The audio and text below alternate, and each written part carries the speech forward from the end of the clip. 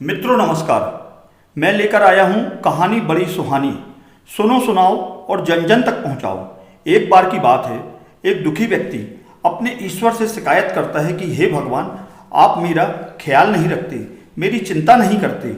मैं आपका इतना बड़ा भक्त हूँ, दिन रात आपका स्मरण करता हूँ, पूजा करता हूँ, पाठ करता हूँ, आपकी सेवा करता हूँ, फिर भी मेरी जिंदगी में ही सबसे ज़्यादा दुख, तकलीफ और परेशानियाँ क्यों हैं? एक खत्म होती नहीं कि दूसरी परेशानी हमेशा तैयार रहती है। दूसरों की तो आप बहुत सुनते हो, उन्हें हर खुशी देते हो, मगर मेरे हिस्से में केवल आपने दुख ही दुख क्यों दिए हैं? ये सारी शिकायतें वह अपने भगवान से कर ही रहा था। उसी वक्त उसे अपने अंतर मन में भगवान की आवाज़ सुनाई देती है। भगवान अपने उस भक्त से कहते हैं, ऐसा नहीं है बेटा, इस जगत में सबके अपने अपने दुख और अपनी परेशानियां हैं। सबको अपनों कर्मों के हिसाब से ही फल प्राप्त होता है। यह मात्र तुम्हारी गलत फहमी है कि मात्र अकेले तुम ही बस दुखी हो और परेशान और बाकी सभी लोग सुखी हैं। लेकिन नहीं, भक्त है कि भगवान की बात सुनने को राजी ही नहीं होता और वह निरंतर भगवान से शिकायत करता रहा। आखिरकार भगवान अपने इस नादान भक्त को समझा समझाकर जब थक चुके तो भगवान ने अपने भक्त को एक उपाय बताया। भगवान बोले, चलो ठीक है, मैं तुम्हें एक अवसर और देता हूँ, तुम्हें अपनी किस्मत बदलने का। इतना सुनते ही भक्त मारे खुशी के उछल पड़ा और भगवान की जय जयकार करने लगा। लेकिन तभी भगवान अपने इस नादान ना समझ भक्त से कहते हैं, यह देखो, यहाँ पर एक बड़ा सा पुराना वृक्ष है।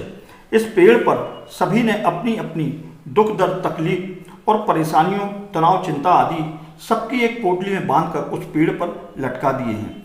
जिसे भी जो दुख है वो वहाँ जाता है और अपनी समस्त परेशानियों की पोटली बनाकर उस पेड़ पर टांग देता है।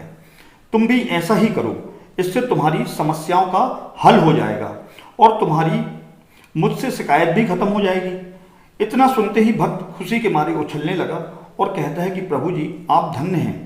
मैं अभी जाता हूँ और अपनी परेशानियों और समस्याओं की एक पोटली बनाकर उस वृक्ष पर अभी टांग के आता हूँ।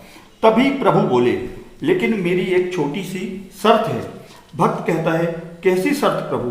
भगवान कहते हैं, जब तुम अपने सारे दुखों, परेशानियों की पोटली बनाकर उस पेड़ पर टांग चुके होगे, तब उस पेड़ पर पहले से लटकी हुई किसी भी एक पोटली को तुम्हें अपने साथ लेकर आना होगा, अपने लिए।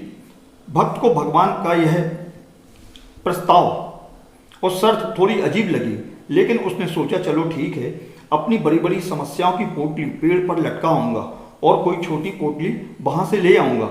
यह सब सोचते हुए भक्त ने अपनी सारी समस्याओं की एक पोटली बना पेड़ पर टांग दी और सोचता है, चलो एक काम तो हो गया, अब मेरी सारी चिंता और परेशानी आज से सब खत्म हो जाएगी।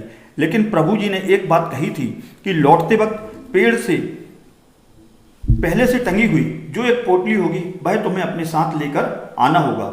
भक्त सोचता है, ठीक है, यह छोटी वाली पोटली ठीक रहेगी। दूसरे ही क्षण उसे ख्याल आया, मगर पता नहीं इस छोटी पोटली में क्या क्या है।